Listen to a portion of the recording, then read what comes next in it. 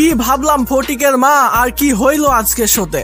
যাই হোক, welcome to wrestling lovers network. শেষ হয়েছে আরো একটি মানডে নাইট রয়ের শো, আর এই ভিডিওতে আজকের মানডে নাইট রয়ের সম্পূর্ণ রিভিউ করব। আজকের মানডে নাইট রয়ের শোটা কিক অফ করে OTC 1 রোমান রেইন্স তার শাহী এন্ট্রান্স শেষে রিং এর মধ্যে গিয়ে মাইক্রোফোনটা হাতে নিয়ে বলে, ডেলাস টেক্সাস অ্যাকনলেজ মি। এরপরে সে আর একটা শব্দ বলবে এরকম কোনো সুযোগ পায় না, কারণ সেখানে সাথে সাথে মিউজিক হিট হয়ে যায় বিগ ব্রানসন রিডের। সেখানে পল হেইম্যান এবং ব্রানসন রিড চলে আসে। পল হেইম্যান রোমান রেইন্সকে বলে, রোমান তুমি কি জানো তুমি তাকে ভয় পাও? এখানে পল হেইম্যান মূলত ব্রানসন রিডকে দেখিয়ে দেয়। পল হেইম্যান এখানে এটাই বলতে চেয়েছে, রোমান রেইন্স তুমি ব্রানসন রিডকে ভয় পাও। আর এটা বলার কারণ হলো ব্রানসন রিড কিন্তু রোমান রেইন্সকে অনেক বাজেভাবে মেরেছিল। এরপরে পল হেইম্যান আরো বলে, তুমি তোমার জীবনে এমন মাইর খাওনি যে তোমাকে স্ট্রেচারে করে নিয়ে যেতে হয়েছে। ব্রানসন রিড রোমান রেইন্সকে বলে, তোমার বাবা 45 বছর রিং এর মধ্যে ছিলেন, কখনো সে স্ট্রেচারে করে যায়নি, এমনকি তোমার চাচাও না। তারা উপরে থেকে দেখছে তোমাকে আমি কিভাবে নিচে নামিয়ে দিয়েছি। এরপরে রোমান রেইন্স উত্তরে বলে, তুমি আমার পরিবারকে চেনো না, কিন্তু তুমি যাকে চেনো সে আমার পাশেই দাঁড়িয়ে আছে। আমার বাবা এখন থাকলে বলতো এখনই গিয়ে লড়াই করো। তো লড়াইয়ের কথা শুনে ব্রানসন রিড রেগে যায় এবং সে লড়াই করার জন্য রিং এর দিকে আসতে থাকে। তবে পল হেইম্যান ব্রানসন রিডকে আটকে দেয় এবং সে বলে যে তুমি যদি এখন রিং এর মধ্যে যাও তাহলে তোমার সামনে ট্রাইবাল চিফ আছে, OTC 1 রোমান রেইন্স আছে, যে তোমাকে একদম শেষ করে দিবে। তাই রোমান রেইন্সের সঙ্গে এখন ফাইট করতে যাওয়া একদমই বোকামি হবে। তার আগে চলো আমরা ম্যাচটা কনফার্ম করে নিই। তো এরপরে পল হেইম্যান রোমান রেইন্সকে একটা ম্যাচের জন্য চ্যালেঞ্জ করে, আর যেটা হলো ক্রাউন জুয়েলে রোমান রেইন্স এবং ব্রানসন রিডের মধ্যে অস্ট্রেলিয়ান স্ট্রিট ফাইট ম্যাচ। তো পল হেইম্যান যখন এই ম্যাচের জন্য রোমান রেইন্সকে চ্যালেঞ্জ করে দেয়, তখন রোমান রেইন্স শুধু দুইটা শব্দ বলে, আর সেটা হলো আই অ্যাকসেপ্ট। তো যেহেতু রোমান রেইন্স পল হেইম্যানের চ্যালেঞ্জটা অ্যাকসেপ্ট করে নিয়েছে, রোমান রেইন্স এবং ব্রানসন রিডের মধ্যে যেহেতু ক্রাউন জুয়েলের জন্য ম্যাচটা অফিসিয়াল হয়ে গেছে, তো সেখান থেকে পল হেইম্যান এবং ব্রানসন রিড চলে যাচ্ছিল। যেহেতু তাদের কাজ হয়ে গেছে, তারা কিন্তু সেখান থেকে আস্তে করে কেটে পড়তেছিল। তবে রোমান রেইন্স পেছন থেকে বলে যে এসেছিল হিরোর মতো আর যাচ্ছে কাপুরুষের মতো। এটা শোনার পরে ব্রানসন রিড তো আর থাকতে পারে না, সে অনেক রেগে যায় এবং সে রিং এর মধ্যে ফাইট করার জন্য চলে আসে। রিং এর মধ্যে আসার পরে রোমান রেইন্স এবং ব্রানসন রিডের মধ্যে ফাইট শুরু হয়ে যায়। প্রথমে ব্রানসন রিড রোমান রেইন্সকে মেরে রিং এর বাইরে করে দেয়। এরপরে ব্রানসন রিড নিজেও রিং এর বাইরে আসে। রিং এর বাইরে আসতে রোমান রেইন্স প্রথমে ব্রানসন রিডকে একটা সুপারম্যান পাঞ্চ লাগিয়ে দেয়। এরপরে সেখানে অফিসিয়ালস এবং সিকিউরিটি গার্ড আসে রোমান রেইন্স এবং ব্রানসন রিডকে আলাদা করার জন্য। তবে সেই সিকিউরিটি গার্ডদেরকে পেছনে ফেলেই রোমান রেইন্স আরো একটা সুপারম্যান পাঞ্চ লাগিয়ে দেয় ব্রানসন রিডকে, আর যার পরে ব্রানসন রিডের আর কিছুই করা থাকে না। তো এভাবেই কিন্তু এই সেগমেন্টটা শেষ হয়ে যায়। এই সেগমেন্টের মধ্যে কিন্তু রোমান রেইন্সকে আপার হ্যান্ড দেওয়া হয়েছে দুইটা সুপারম্যান পাঞ্চের মধ্য দিয়ে। এরপর ব্যাক স্টেজে অ্যাডাম পিয়ার্স এবং আসকাকে দেখানো হয়। আসকা মূলত আজকের মানডে নাইট শোতে ইও স্কাইয়ের সঙ্গে কাইলি সেনের একটা ম্যাচ চাচ্ছিল অ্যাডাম পিয়ার্সের কাছে। অ্যাডাম পিয়ার্স শুরুতে রাজি হয় না, সে বলে যে ক্রাউন জুয়েলে তো অলরেডি তোমাদের মধ্যে ম্যাচ হবে, তাহলে আজকের মানডে নাইট শোতে আবার ম্যাচ কেন? তবে আসকা কিন্তু বারবার করে এই ম্যাচটা চাচ্ছিল, যার কারণে অ্যাডাম পিয়ার্স বলে যে চলো ঠিক আছে, আমি আগে ইও স্কাইয়ের সঙ্গে কথা বলি, সে যদি এই ম্যাচ করতে রাজি হয় তাহলে আসকা কাইলি সেনের সঙ্গে ইও স্কাইয়ের মধ্যে ম্যাচ হবে। অ্যাডাম পিয়ার্স সেখান থেকে চলে যায়, সেখানে কাইলি সেন আসে।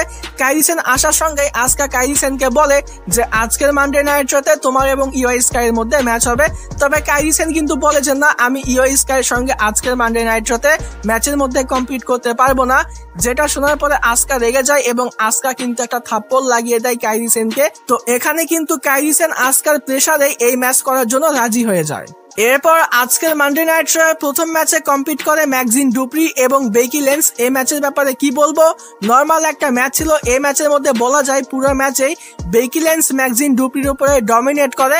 যদিও এখানে ম্যাকজিন ডুপ্রি মাঝে মধ্যে ফাইট ব্যাক করতেছিল, তবে বলা যায় যে সম্পূর্ণ ম্যাচে বেকি লেন্স কিন্তু ম্যাকজিন ডুপ্রির উপরে ডমিনেট করেছে। তবে এই ম্যাচের এন্ডিংটা কিন্তু শকিং ছিল। এই ম্যাচের এন্ডিং এ আমরা দেখতে পাই বেকি লেন্স ম্যাকজিন ডুপ্রিকে মেরে সে অ্যানাউন্সার টেবিলের উপরে বলতেছিল I am the greatest female wrestler of all time, এটা কিন্তু সে বারবার করে বলতেছিল। আর এখন কিন্তু সে সবসময় এটাই বলে, মনে হয় যে সে ঘুমের মধ্যেও এটাই বলে। তো সে অ্যানাউন্সার টেবিলের উপরে উঠে সে এরকম করে বারবার করে বলতেছিল। এদিকে রেফারি কিন্তু কাউন্টডাউন করতেছিল। তো যখন কাউন্টডাউন করতে করতে 8-এ চলে যায়, তখন ম্যাকজিন ডুপ্রি কিন্তু রিং এর মধ্যে চলে যায়। আর বেকি লিঞ্চ রিং এর মধ্যে যাবার আগেই রেফারি কিন্তু 10 পর্যন্ত কাউন্ট করে নেয়, যার কারণে এই ম্যাচটা শেষ হয়ে যায়। ম্যাকজিন ডুপ্রি কিন্তু এই ম্যাচটা জিতে যায়। তো এটা কিন্তু আসলেই শকিং একটা এন্ডিং ছিল। বেকি লিঞ্চ কিন্তু পার্ট নিতে গিয়ে এই ম্যাচটা হেরে গিয়েছে। আর হ্যাঁ, এটা বলে রাখি, এটা কিন্তু একটা নন টাইটেল ম্যাচ ছিল। এরপর ব্যাকি স্টেজে ব্লাড লাইনের সেগমেন্ট দেখানো হয়, মানে জে উসো, জিমি উসো এবং রোমান রেঞ্জের মধ্যে। জে উসো এবং জিমি উসো রোমান রেঞ্জকে বলে যে ব্রনসন রিডের এত সাহস কি করে হয়, সে আমাদের ফ্যামিলিকে নিয়ে কথা বলে। তো রোমান রেঞ্জ বলে যে তোমরা এই বিষয়টা নিয়ে একদমই চিন্তা করো না, ক্রাউন জুয়েলে আমি ব্রনসন রিডকে দেখে নিব। তো জে উসো এখানে রোমান রেঞ্জকে বলে যে আমি তোমার সঙ্গে আছি, আমি তোমার সঙ্গে থাকবো। তো এখানে রোমান রেঞ্জ বলে দেয় যে আমার কারো সাহায্যের প্রয়োজন নেই, স্পেশালি জে উসো, তোমার সাহায্যের তো আমার একদমই প্রয়োজন নেই। তুমি তোমার কাজের দিকে ফোকাস করো, তুমি তো ওয়ার্ল্ড হেভিওয়েট চ্যাম্পিয়ন হতে চাও, তুমি সেদিকে ফোকাস করো। আর তাছাড়া আজকের মানডে নাইট রতে তোমার কার সঙ্গে ফেস অফ আছে? জে উসো বলে যে সিএম পাঙ্ক। তো এখানে রোমান রেঞ্জ বলে যে ঠিক আছে তুমি যাও। তো জে উসো সেখান থেকে চলে যায়। রোমান রেঞ্জ জিমি উসোকে বলে যে আমি তোমাদের দিকে কিন্তু নজর রাখবো। আর তাছাড়া জে উসোর সমস্যা কি, ওর প্রবলেম কি, ও সবসময় আমার জন্য নিজেকে স্যাক্রিফাইস করতে চায়। তো এরকম টাইপের একটা সেগমেন্ট কিন্তু আমরা দেখতে পাই। এরপর আজকের মানডে নাইট শোতে লাইরা ভ্যালকেরিয়া এবং রক্সেন প্রেজের মধ্যে একটা ম্যাচ দেখতে পাই। ম্যাচটা কিন্তু ছোট্ট একটা ম্যাচ ছিল, খুব বেশি লম্বা কিন্তু ছিল না।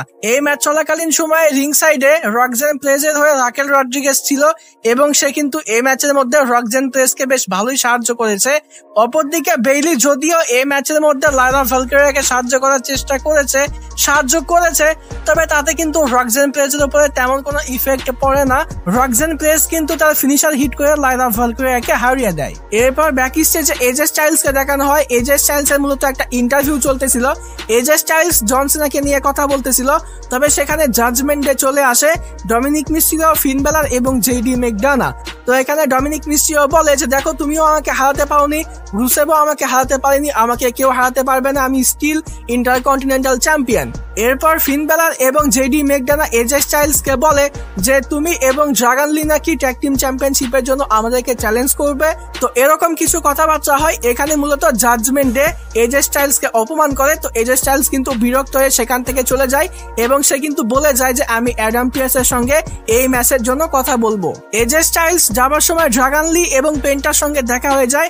তারা তিনজনে সেখানে এই ম্যাচের ব্যাপারে কথা বলতেছিল, তবে সেখানে হুট করে আওয়াজ শুরু হয়ে যায় এবং আমরা দেখতে পাই বেইলি এবং লাইরা ভ্যালকেরিয়া মিলে রক্সেন প্রেজ এবং রাকেল রড্রিগেজের উপরে অ্যাটাক করে দিয়েছে। এই চারজনের মধ্যে কিন্তু আমরা ম্যাসিভ একটা ব্রল দেখতে পাই। সিকিউরিটি গার্ড এবং অফিসিয়ালসরা এসে তাদেরকে আলাদা করে সেখান থেকে। এরপর আমরা রিং এর মধ্যে সিএম পাঙ্ককে দেখতে পাই। সিএম পাঙ্ক সকল অডিয়েন্স এবং সকল ফ্যান্সদেরকে ধন্যবাদ জানায় এজে লিগে সাপোর্ট করার জন্য। সে বলে যে সে ওয়ার্ল্ড হেভিওয়েট চ্যাম্পিয়নশিপের পেছনে যাবে এবং সে বলে যে সে ওয়ার্ল্ড হেভিওয়েট চ্যাম্পিয়ন হবে। আর সে এই বিষয়টাও বলে যে সে 2 সপ্তাহ মানডে নাইট রতে ছিল না। সেখানে এলএ নাইট আসে। এলএ নাইট এসে সিএম পাঙ্কের সামনে দাঁড়ায়। তো সিএম পাঙ্ক এলএ নাইটকে উদ্দেশ্য করেই বলে যে কেউ একজন আমাকে ইন্টারাপ্ট করেছে। তো এলএ নাইট এখানে সিএম পাঙ্ককে বলে যে তোমাকে যে ইন্টারাপ্ট করেছে, তোমার সামনে যে দাঁড়িয়ে আছে, সে অনেক বড় একটা শক্তি। এরপরে এলএ নাইট সিএম পাঙ্ককে উদ্দেশ্য করে অভিযোগ করে যে সে ওয়ার্ল্ড হেভিওয়েট চ্যাম্পিয়নশিপের জন্য অপরচুনিটি পায়নি। এলএ নাইট এখানে আরো অনেক কথা বলে সিএম পাঙ্ককে নিয়ে, তবে এখানে মেইন বিষয়টা ছিল এলএ নাইট বলে যে দেখো তুমি একজন ভালো হাজবেন্ড, তবে তুমি হলে ট্র্যাশ চ্যাম্পিয়ন। আর এটা সে এর জন্য বলেছে কারণ সিএম পাঙ্ক কিন্তু সেথ রলিন্সের কাছে 2 বার পিন হয়েছে, 2 বার হেরেছে। এই বিষয়টা কিন্তু এলএ নাইট মেনশন করে। আর এলএ নাইট এই বিষয়টাও মেনশন করে এ পর্যন্ত এলএ নাইট এবং সেথ রলিন্সের মধ্যে যে কয়টা ম্যাচ হয়েছে, প্রত্যেকটা ম্যাচের মধ্যে এলএ নাইট কিন্তু সেথ রলিন্সকে হারিয়েছে, এলএ নাইট কিন্তু সেথ রলিন্সকে পিন করে হারিয়েছে। এবং সে এই বিষয়টাও বলে যে এরপরে সে যখন ওয়ার্ল্ড হেভিওয়েট চ্যাম্পিয়নশিপের জন্য অপরচুনিটি পাবে, সে কিন্তু সেথ রলিন্সকে পিন করে হারাবে এবং সে নতুন ওয়ার্ল্ড হেভিওয়েট চ্যাম্পিয়ন হবে। এবং এই সেগমেন্টের মধ্যে এমন একটা সিকোয়েন্স আছে এলএ নাইট যখন সিএম পাঙ্ককে বলে যে সে সেথ রলিন্সের কাছে পিন হয়েছে, সে কিন্তু এই বিষয়টা অনেক মজা করেই বলে যে নেভার এভার এভার মানে সিএম পাঙ্ক সেথ রলিন্সের কাছে পিন হয়েছে। আর এরপরে সিএম পাঙ্কও কিন্তু এলএ নাইটের মতো একই স্টাইলে বলে যে আমার সামনে যে দাঁড়িয়ে আছে আমি এখন যাকে দেখতে পাচ্ছি সে নেভার এভার এভার মানে সে ওয়ার্ল্ড হেভিওয়েট চ্যাম্পিয়ন হয়নি। মানে এই সেগমেন্টের মধ্যে এই সিকোয়েন্সটা কিন্তু আমার কাছে বেশ মজার মনে হয়েছে। বলা যায় যে আজকের মানডে নাইট শোতে যে কয়টা মজার সেগমেন্ট ছিল তার মধ্যে এটাই সব থেকে বেস্ট ছিল। এরপরে সেখানে জেউসও চলে আসে। জেউসও এসেই প্রথমে এলএ নাইটকে নিয়ে কথা বলে যে ভাই আমি তো প্রথমে তোমাকে থামিয়ে দিতে চাই, আমি এমন চ্যাম্পিয়ন যে ওয়ার্ল্ড হেভিওয়েট চ্যাম্পিয়নশিপটা হারার পরে এখন অব্দি একবারও রিম্যাচ পাইনি, তবে এখন আমার সুযোগ এসেছে, আমি আবারও ওয়ার্ল্ড হেভিওয়েট চ্যাম্পিয়ন হব। তো এরপরে এলএ নাইট জেউসকে বলে যে তুমি রোমান রেঞ্জের মতো করার চেষ্টা করলেই তুমি কিন্তু রোমান রেঞ্জ হতে পারবে না।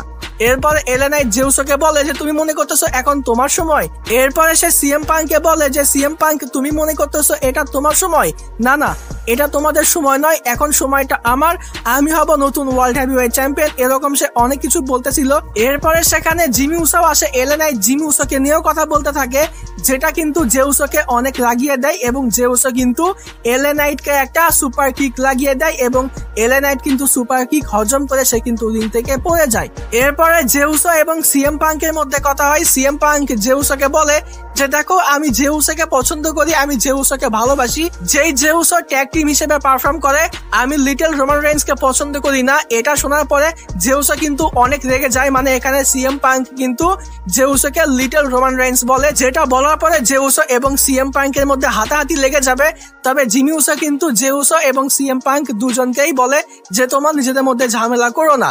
তবে সিএম পাঙ্ক কিন্তু জিমি উসোকে ধাক্কা দিয়ে জেউসোকে একটা পাঞ্চ মেরে দেয়, যেটার পরে জিমি উসো কিন্তু আবার রেগে যায় এবং জিমি উসো কিন্তু সিএম পাঙ্কে একটা সুপার কিক লাগিয়ে দেয়। আমি বলেছিলাম যে রোমান রেঞ্জ এবং জেউসোর সঙ্গে থাকতে থাকতে একটা পর্যায়ে জিমি উসো কিন্তু হিল সুপারস্টারে কনভার্ট হয়ে যাবে। তো এরকমই গল্প কিন্তু আমরা দেখতে পেয়েছি। এভাবেই কিন্তু এই সেগমেন্টটা শেষ হয়েছে। এরপর ব্যাক স্টেজে বেকি লিঞ্চ, সেথ রলিন্স এবং পল হেমনের মধ্যে একটা সেগমেন্ট দেখানো হয়। এই সেগমেন্টটা কিন্তু অনেক বেশি মজার ছিল। বেকি লিঞ্চ এখানে ম্যাকজিন ডুপ্রির কাছে হেরে সে কিন্তু উল্টাপাল্টা কথাবার্তা বলতেছিল, সে কিন্তু সেখান থেকে চলে যায়। এরপরে সেথ রলিন্স পল হেমনকে ডাকে, পল হেমন সেথ রলিন্সের সামনে চলে আসে। সেথ রলিন্স পল হেমনকে বলে যে ক্রাউন জুয়েলে আমি কর্ডি রুডসকে হারাতে চাই। পল হেমন বলে যে হ্যাঁ তুমি অবশ্যই কর্ডি রুডসকে হারাবে, তুমি ক্রাউন জুয়েলে কর্ডি রুডসকে হারানোর জন্যই যাবে। সেথ রলিন্স বলে যে না আমি এটা জানতে চাইনি, আমি জানতে চেয়েছি যে ক্রাউন জুয়েলে আমি যদি কর্ডি রুডসের কাছে হেরে যাই তাহলে কি হবে। পল হেমন বলে তুমি যদি কর্ডি রুডসের কাছে হেরে যাও তাহলে তুমি লকার রুমের লিডারশিপ হারাবে, ব্রন বেকার এবং ব্রনসন রিড তারা তোমাকে দাম দিবে না, নেটফ্লিক্স এরাতে তুমি যে নিজের একটা জায়গা তৈরি করে নিয়েছো সেই জায়গা থাকবে না, তুমি কিন্তু ভিশনকে রান করতে পারবে না, এরকম টাইপের কথাবার্তা বলে পল হেমন সেখান থেকে চলে যাচ্ছিল।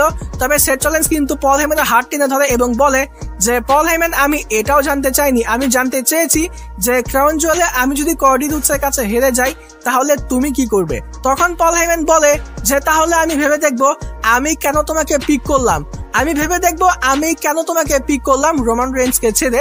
তো এখানে কিন্তু অনেক বড় একটা টিজার দেওয়া হয়েছে পল হেমন এবং সেথ রলিন্সের মধ্যে ব্রেকআপের। তো এই গল্পটা কিন্তু দিন দিন আরো অনেক বেশি ইন্টারেস্টিং হয়ে উঠছে, দেখা যাক ক্রাউন জুয়েলে আসলে কি হয়। এরপর ব্যাক স্টেজে ব্লাড লাইনের আরো একটা সেগমেন্ট দেখানো হয়। জেউসো জিমি উসোকে বলে যে কই আমি ওয়ার্ল্ড হেভিওয়েট চ্যাম্পিয়নশিপের কথা ভাবতেছি, কই আমি ওয়ার্ল্ড হেভিওয়েট চ্যাম্পিয়ন হতে চাই আর তুমি ট্যাগ টিম চ্যাম্পিয়নের কথা বলো। এরপরে জেউসো জিমি উসোকে বলে যে তুমি আসলে কার টিমে, তুমি কি সিএম পাঙ্ককে আমার হাত থেকে বাঁচাতে চাও। এটা বলে জেউসো সেখান থেকে চলে যায়।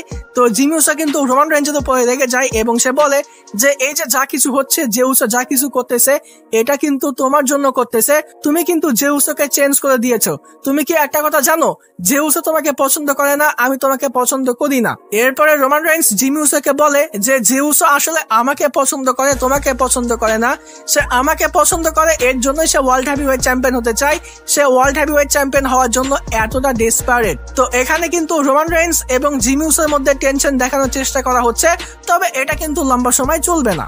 এরপর আমরা আজকের মানডে নাইট শোতে একটা 6 ম্যান ট্যাগ টিম ম্যাচ দেখতে পাই, এজে স্টাইলস, পেন্টা এবং ড্রাগন লি ভার্সেস জাজমেন্ট ডে। তো এই ম্যাচটা কিন্তু ভালো ছিল, এই ম্যাচটা কিন্তু আসলেই ভালো ছিল। Normally 6 man tag team match হলে সেই ম্যাচের মধ্যে কিন্তু সবকিছু অনেক বেশি মিক্স হয়ে যায়, মানে ম্যাচের মধ্যে রেসলিং কোয়ালিটি কিন্তু খুব একটা বেশি ভালো হয় না। তবে এই ম্যাচটা কিন্তু সম্পূর্ণই ব্যতিক্রম ছিল। এটা 6 ম্যান ট্যাগ টিম ম্যাচ হওয়া সত্ত্বেও এই ম্যাচের মধ্যে রেসলিং কোয়ালিটি কিন্তু অনেক ভালো ছিল। আর এই ম্যাচের এন্ডিং এ আমরা দেখতে পাই যে রুসেভ এসে কিন্তু ডমিনিক মিস্টিরিওকে তাড়া করে, আর এটার জন্য ডমিনিক মিস্টিরিও কিন্তু সেখান থেকে চলে যায়। আর এই সুযোগকে কাজে লাগিয়ে এজে স্টাইলস কিন্তু জেডি ম্যাকডোনাল্ডকে একটা স্টাইলস ক্লাস দিয়ে দেয় এবং তারা এই ম্যাচটা জিতে যায়। তো এজে স্টাইলস, পেন্টা এবং ড্রাগন লি তারা কিন্তু এই 6 ম্যান ট্যাগ টিম ম্যাচটা জিতে গিয়েছে। এই ম্যাচটা শেষ হয়ে যাওয়ার পরে অবশ্য এজে স্টাইলস এর একটা ছোট্ট প্রোমো দেখতে পাই। এজে স্টাইলস কিন্তু জন সিনাকে নিয়ে কথা বলে, ক্রাউন জুয়েলে জন সিনা এবং এজে স্টাইলস এর মধ্যে যেই ম্যাচ হবে সেই ম্যাচের ব্যাপারে কথা বলে। এরপর আজকের মানডে নাইট র এর মেইন ইভেন্টেও একটা ট্যাগ টিম ম্যাচ রাখা হয়। তবে আজকের মেইন ইভেন্টটা দেখে আমি খুশি, মানে ম্যাচ খুব বেশি ভালো ছিল না, ম্যাচটা এভারেজ ছিল। তবে মেইন ইভেন্ট দেখে আমি খুশি যে আজকের মেইন ইভেন্টে ব্রানসন রিড এবং ব্রন বেকারকে রাখা হয়নি। তো আজকের মানডে নাইট র এর মেইন ইভেন্টে আমরা যে ট্যাগ টিম ম্যাচ দেখতে পাই সেখানে এক পক্ষে ছিল উসোস এবং অপর পক্ষে ছিল সিএম পাঙ্ক এবং এলএ নাইট। তো এই ম্যাচটা কিন্তু এভারেজ টাইপের একটা ম্যাচ ছিল। এই ম্যাচের মধ্যে আমরা বিএফটি, সুপার কিক, স্পিয়ার সবকিছুই দেখতে পেয়েছি।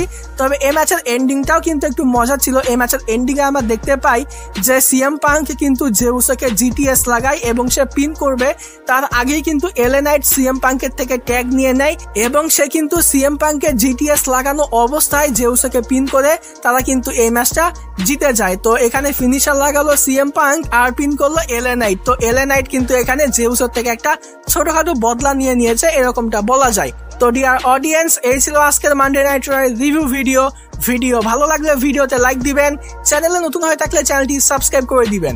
আজকের মতো এখানেই বিদায় নিচ্ছি। যাবার আগে একটি কথাই বলতে চাই, যদি রেসলিং ভালোবাসো তাহলে আমরা সবাই এক টিম।